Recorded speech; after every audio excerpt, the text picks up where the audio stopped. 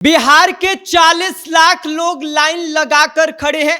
सब अपना काम छोड़कर रसीद कटवाने जा रहे हैं। इस ऑफिस से उस ऑफिस चक्कर काट रहे हैं, लेकिन उनका काम नहीं हो पा रहा है। और कारण यह है कि अंचलाधिकारी लोग हड़ताल पर चले गए हैं और ये कह रहे हैं कि उन्हें प्रमोशन चाहिए। उन सभी अंचलाधिकारियों से मैं हाथ जोड़कर यह सवाल पूछना चाहता हूं कि किस बात का प्रमोशन चाहिए आपको? 40 लाख लोग कतार में खड़े हैं, इस बात का प्रमोशन चाहिए? या फिर इस ऑफिस से उस ऑफिस चक्कर काट रहे लोग, इस बात का प्रमोशन मिलना चाहिए? या फिर एक फौजी जो दाखिल खारिज कराने के लिए अपना सारा काम धाम छोड़कर दफ्तरों के चक्कर काट रहा है, बावजूद इसके काम नहीं हो पा रहा है, इस बात का प्रमोशन चाहिए? सिर्फ इतना ही नहीं, मजे की बात यह सुनिए कि अनबन सरकार और अधिकारियों के बीच है, लेकिन इसका खामियाजा लोगों को भुगतना पड़ रहा है। परेशानी लोगों को हो रही है। एक तरफ विजय कुमार सिन्हा है जो हर रोज अल्टीमेटम दे रहे हैं, वहीं पर एक तरफ अंचलाधिकारी हैं जिनको विजय कुमार सिन्हा और बिहार सरकार की इस बात से कोई फर्क नहीं पड़ रहा है। क्या है पूरी खबर और किस तरीके से लोग परेशान हैं, सब कुछ आगे हम आपको विस्तार से बताएंगे। लेकिन उससे पहले नमस्कार, मेरा नाम विष्णु है और आप देख रहे हैं जनता जंक्शन। अब बात करते हैं इस पूरे मुद्दे की जड़ की, जहां एक तरफ सिस्टम है, दूसरी तरफ अंचलाधिकारी और बीच में फंसा आम आदमी। बिहार में इन दिनों जमीन से जुड़े सभी काम पूरी तरह से ठप पड़ गए हैं। 9 मार्च से करीब 1100 राजस्व अधिकारी हड़ताल पर हैं। 11 फरवरी से 3500 कर्मचारी भी काम बंद करके वो विरोध प्रदर्शन पर उतर गए हैं, हड़ताल पर बैठ गए हैं, जिसका सीधा असर हुआ यह है कि 537 अंचलों में ताला लटक गया है।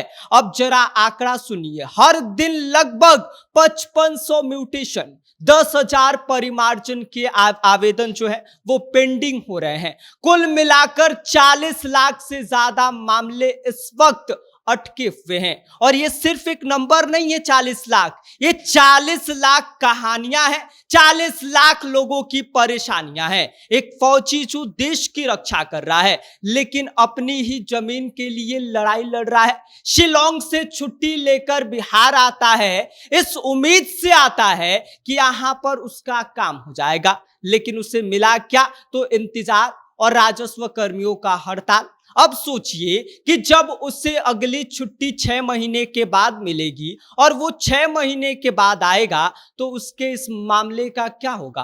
किस स्थिति में मामला पहुंचा होगा? अब सवाल यह है कि आखिर हड़ताल क्यों हो रही है? तो दरअसल पूरा विवाद प्रमोशन और पद संरचना को लेकर है।